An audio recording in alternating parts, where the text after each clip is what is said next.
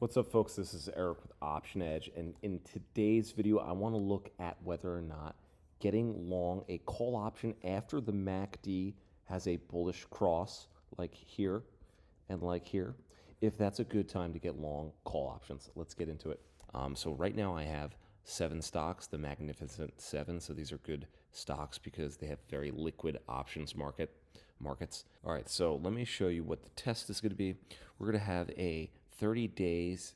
We're going to set our option length to 30-day expiry. Okay, up there. We're going to test the last 3 years. We're going to get a call option, just straight up call. We're going to be long that. We don't want to trade earnings, so we're going to never trade earnings. And then we are going to simply put a 50% limit to the upside and a 50% stop to the downside. And we're going to set our delta to a delta of 40. And then let's just do one contract and let's let it run. Okay, as you can see, the trade percentage, the average trade percentage gain was almost 6%.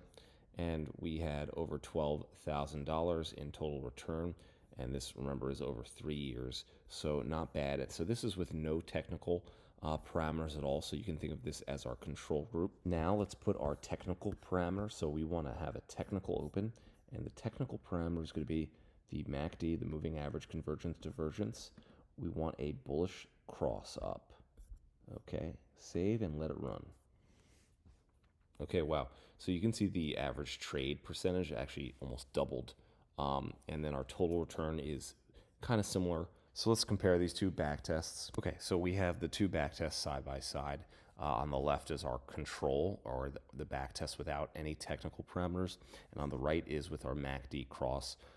So you can see the average, the win percentage is slightly more here with 51 versus 46. If you look at the number of occurrences, with over 1,100 occurrences here, whereas this is less than 200 occurrences. So from a percentage per trade, this was a much more efficient way of using your money because you're getting a better average trade. So let's look at another portfolio of stocks besides the Magnificent Seven. Okay, so now we're going to look at just mega banks, which is 4 banks that consist of Bank of America, Citigroup, Wells Fargo, and JP Morgan. So this time we're going to do our MACD cross up first and let that run. All right, so not the best returns. So you can see that we had an average trade percentage of negative 6%, and then our total return was under, and our total return was negative 1,100. So let's see the control group now. We're going to set our technical parameters to nothing special, or to normal time. Okay, well, as you can see, this portfolio of stocks did much better just simply buying calls without any type of opening parameter. Let's do one more portfolio of stocks. We're going to do the Dow 30 and see how those fare. All right, so this is our control group, about a 0.5% gain per trade with a total return of just $1,000, and this is over a 3-year history. So now let's add our technical parameter. We're going to select the MACD.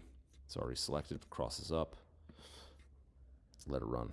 Okay, so here we go. We have our trade results. So the average percent return per trade was 2.23% with a total return of 11K. So this was much, much greater in terms of returns. It's almost a 10x return, 10x increase in total return. Let's compare the two side by side. All right, so side by side, you can see that our experimental group, or our MACD cross group, is over here on the right with a 2.23% trade percentage. Total return was $11,000 versus only $1,000 over here, with only a 0.5%, less than a 0.5% earned per trade. Win percentage was slightly better, with 44% compared to 43%. Okay, let's test one more portfolio. Let's do consumer staples.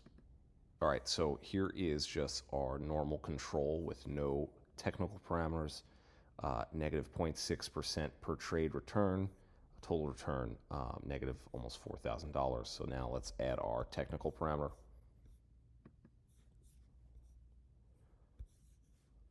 Let it run. Okay, so here we are. Our average trade percentage was almost 2% with a total return of almost $3,000, $2,600.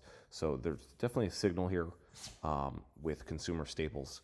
So overall, the MACD through our different portfolios. So let's look at our different portfolios. We did the Magnificent Seven. We did Megabanks, which didn't perform so well with Megabanks, but for our consumer staple portfolio, Magnificent Seven portfolio, and the Dow 30, we saw a decent signal with the MACD cross up as a bullish signal to get long.